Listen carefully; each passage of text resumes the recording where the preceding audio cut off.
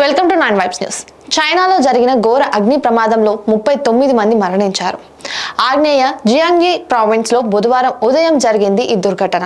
ఓ shopping mall పరిసరాల్లో బుధవారం మధ్యాహ్నం 3 గంటల ప్రాంతంలో ఈ ప్రమాదం జరిగినట్లు అధికారులు తెలిపారు.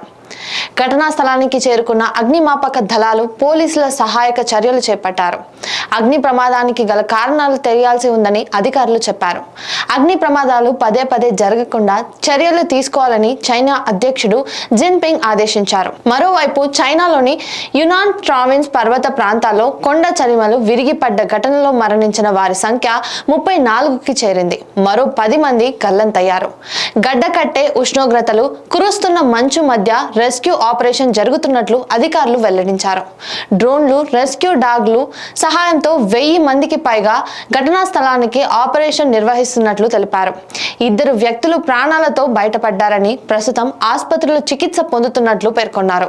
900 మందికి పైగా చుట్టుపక్కల గ్రామాల ప్రజలకు పునరావాసం కల్పించినట్లు వెల్లడించారు. కొన్ని నెలల క్రితం ఉత్తర చైనా షాంగ్సీ ప్రావిన్స్ లోని బొగ్గు గనుల కంపెనీ కార్యాలయంలో జరిగిన అగ్ని ప్రమాదంలో 26 మంది మరణించారు.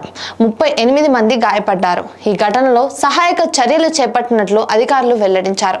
ఈ భవనం ఓ ప్రైవేటు బొగ్గు గనుల కంపెనీకి చెందినదని చెప్పారు. లియో లియాంగ్ నగరంలో ఉన్న ప్రైవేటు యోంగ్ బొగ్గు గని కంపెనీకి చెందిన భవనంలో ఈ ప్రమాదం జరిగినట్లు అధికారులు వెల్లడించారు. భవనంలోని 2వ అంతస్తులో ఒక్కసారిగా మంటలు చెలరేగినట్లు తెలిపారు. ఈ కంపెనీ సంవత్సరానికి 120 టన్నుల బొగ్గును ఉత్పత్తి చేస్తుందని చెప్పారు. చైనాలోని భవన సముదాయాలు, కర్మాగారాల్లో అగ్ని ప్రమాదాలు సర్వసాధారణమైపోయాయి. ఇక్కడ భద్రతా ప్రమాణాలు సరిగా అమలు చేయని కారణంగా తరచుగా పరిశ్రమలు, భవన సముదాయాల్లో అగ్ని ప్రమాదాలు జరుగుతున్నాయి.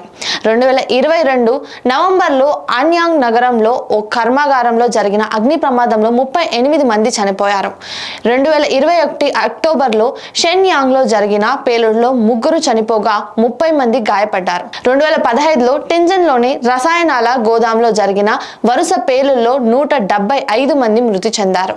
చైనాలోని కర్మాగారాల్లో జరిగిన అతిపెద్ద ప్రమాదాల్లో ఇది ఒకటి. ఇలాంటి మరిన్ని అప్డేట్స్ కోసం stay tune to 9 vibes news.